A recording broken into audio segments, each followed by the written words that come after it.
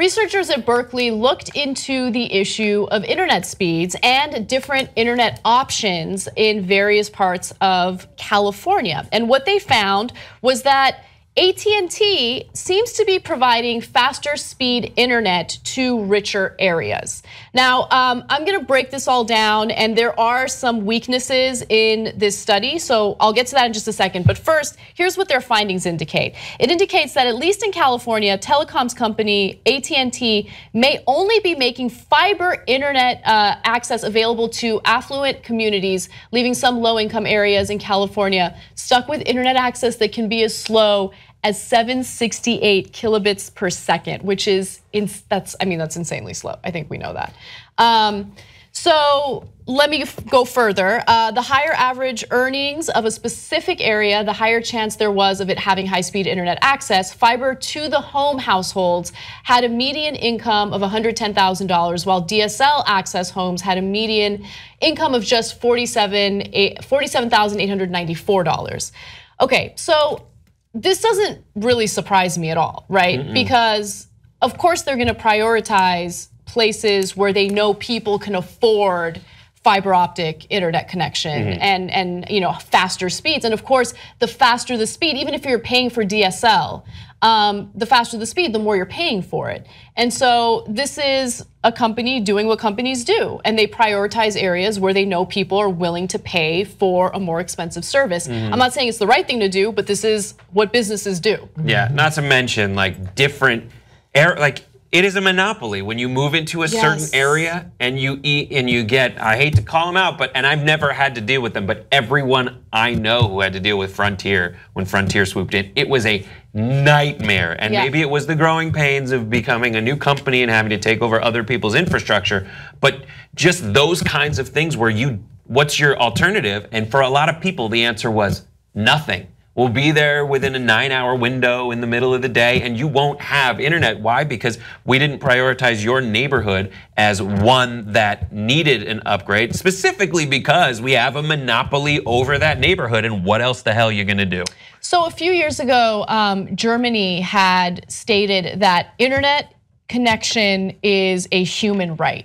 And it sounds, feels like it. Look, it sounds crazy if you just hear it real quick and you don't think about it. But think about what your life would be like if you did not have internet connection. How many resources would no longer be at your disposal? How much information would be cut away from you and your life? It's so important to have access to that internet. And so, look, we can have a conversation about whether or not it makes sense to criticize AT&T for what they're doing. But I think what's more important is having a conversation about what we can do to make faster speed internet available to everyone regardless of their socioeconomic status. Well, I tell you, and that's such a good point, because people that are like on Medi-Cal, older people who they have to log online to go to the website to find out what doctors they can go to. And I'm talking about elderly people. But even though we said we were not gonna diss AT&T, this is an AT&T phone.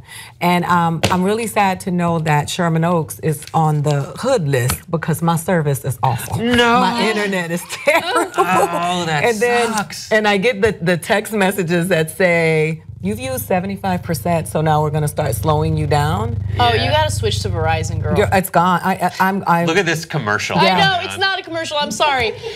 You listen to the radio and they're like, this exact conversation, you have to switch to Verizon. No, because they have unlimited. People make it seem like it's a very superficial thing, but my career, everything is handled via email, everything, So you know what's incredible? I have a laptop at home.